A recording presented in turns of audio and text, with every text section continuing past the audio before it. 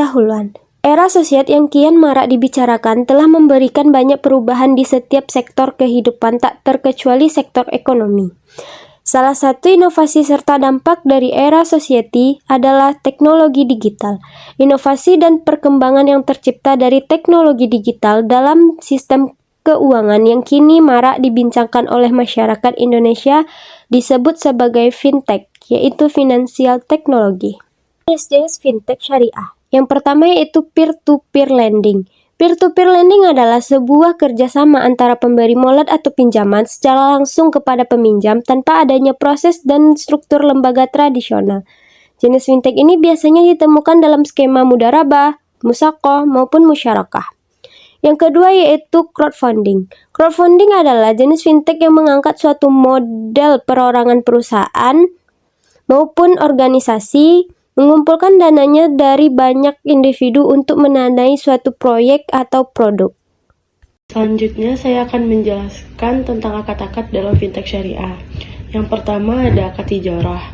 Akad tijarah dalam fintech syariah berfungsi sebagai peminahan hak guna atas jasa yang diberikan oleh fintech syariah dalam waktu yang telah disepakati dengan pihak bank yang meminjamkan modal dengan sistem pembayaran ujrah atau upah. Yang kedua akad mudharabah.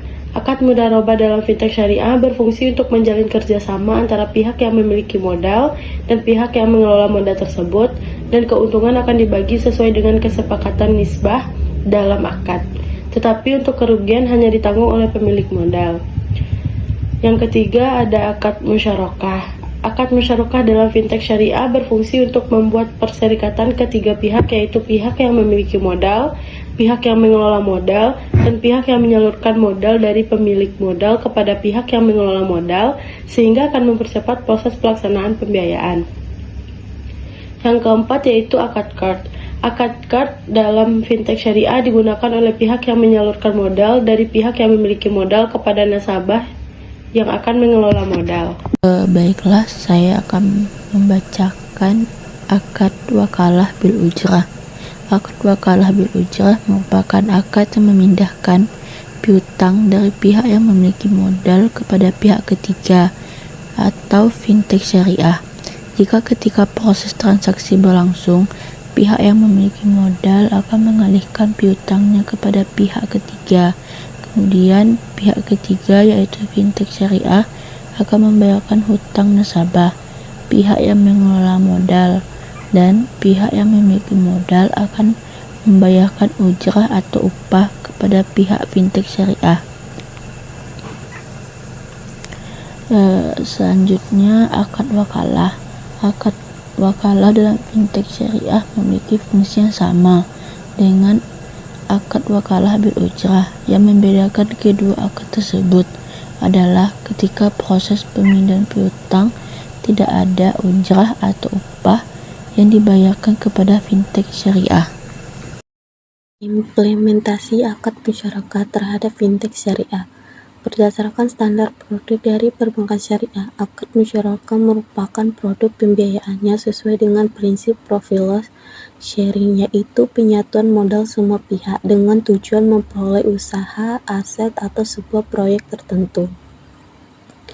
Dalam fatwa MUI terkait akad syirkah atau musyarakah terdapat dua ketentuan, yaitu keuntungan musyarakah dibagikan sesuai porsi atau kesepakatan yang dicantumkan secara jelas dalam perjanjian akad. Maka dari itu pembagian keuntungan terdapat dilakukan dengan dua cara. Yang pertama dibagikan sesuai porsi atau presentasi modal.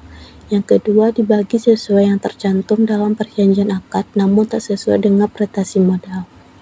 Namun kedua hal ini harus sesuai dengan dua syarat. Yang pertama tidak berbentuk nominal atau berbentuk angka dari modal usaha. Yang kedua, kerugian akan dibagi kepada semua pihak dengan proporsional menurut saham masing-masing dari penyertaan modal.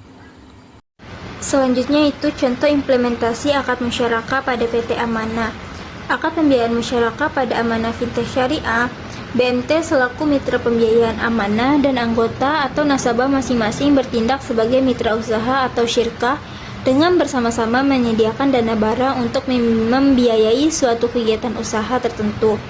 Anggota atau nasabah bertindak sebagai pengelola usaha dan amanah fintech atau BMT selaku mitra amanah sebagai mitra usaha dapat ikut dalam pengelolaan usaha sesuai dengan tugas dan wewenang yang disepakati.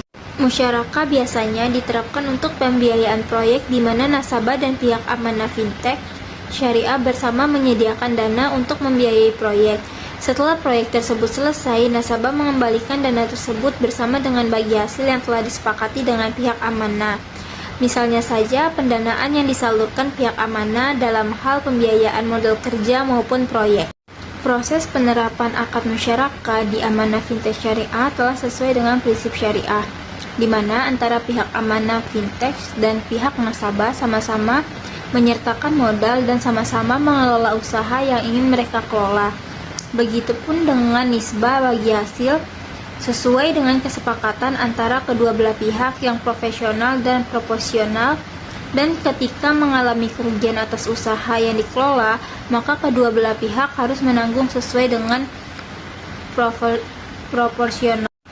Selanjutnya, skema akad musyarakah di PT Amanah Fintech Syariah sesuai dengan Fatwa DSN MUI bahwa layanan pembiayaan berbasis teknologi informasi untuk pelaku usaha skala mikro, kecil dan menengah atau UMKM dalam upaya memperoleh akses pendanaan secara cepat, mudah dan efisien saat ini semakin berkembang di Indonesia dengan hadirnya PT Amanah Fintech Syariah selaku penyedia dana.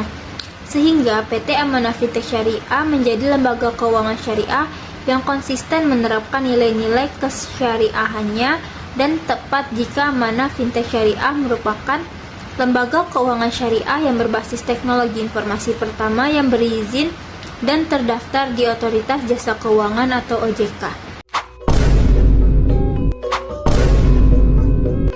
Oke teman-teman, terima kasih sudah menonton videonya.